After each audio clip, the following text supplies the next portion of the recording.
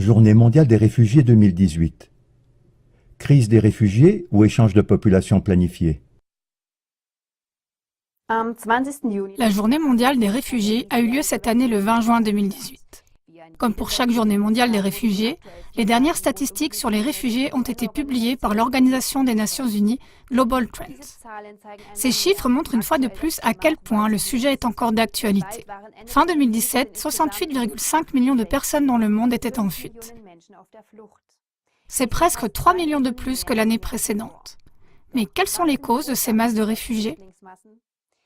Les médias du système parlent constamment de millions de personnes en quête de protection qui fuient vers l'Europe à cause des crises dans leur pays. Mais l'auteur et journaliste indépendant allemand Tilman Knechtel écrit dans le journal Express Zeitung que ces crises ont été intentionnellement déclenchées par des décideurs de haut rang.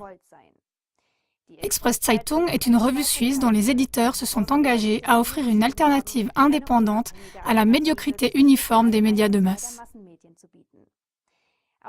Du fait de l'événement actuel qu'est la Journée mondiale des réfugiés 2018, KTV diffuse maintenant des extraits de l'Express Zeitung dans lequel Knechtel révèle les raisons cachées de la crise des réfugiés.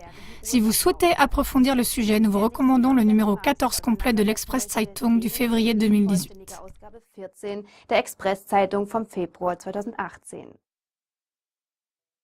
Dans l'Express Zeitung, Tilman Knechtel explique: les phénomènes de l'immigration de masse vers l'Europe, qui s'est intensifié à partir de 2015, a été qualifié de crise des réfugiés par la politique et les médias de masse. Cela a conduit à penser que des crises inattendues avaient poussé des millions de personnes à chercher une protection en Europe.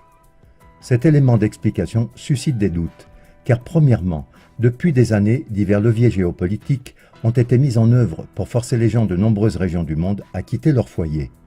Deuxièmement, il est difficile de parler de crise lorsque le transfert de masse du tiers-monde vers l'Europe répond exactement aux attentes et aux objectifs que les décideurs les plus haut placés poursuivent ouvertement depuis des années. D'abord et avant tout, ce sont les organisations Un seul monde, comme l'UE et l'ONU, qui décident déjà en grande partie en passant outre les intérêts nationaux et dont les responsables ne cachent pas leur plan de mélanger les peuples. Entre autres choses, on parle ici de vouloir détruire l'homogénéité des peuples, effacer les États monoculturels ou provoquer une migration de remplacement, c'est-à-dire un échange de population par la migration. Dans ses documents stratégiques, le Pentagone américain a envisagé d'importer des populations de cultures étrangères dans un pays d'accueil ennemi, afin de l'affaiblir et de le déstabiliser. Dès 2008, la professeure américaine Kelly Greenhill a expliqué comment la migration de masse peut être utilisée comme arme, peut-être par les États-Unis aujourd'hui contre leur concurrent économique, l'Europe. Le fait est qu'en détruisant la Libye et la Syrie, les États-Unis ont rendu possible les flux de population vers l'Europe. Le milliardaire George Soros a créé avec ses énormes dons à des ONG l'infrastructure qui a ouvert la voie aux passeurs vers l'Europe. Ces ONG travaillent avec les passeurs et envoient illégalement des centaines de milliers de personnes en Europe. Les politiques européens ne les ont pas punis pour cela. Au contraire, ils ont été en partie félicités. Ces déclarations jettent un éclairage différent sur la crise des réfugiés avec d'innombrables morts. Cela montre une fois de plus les fils conducteurs mondiaux des stratèges globalistes. Comment ceux-ci utilisent tous les leviers pour faire appliquer leurs plans.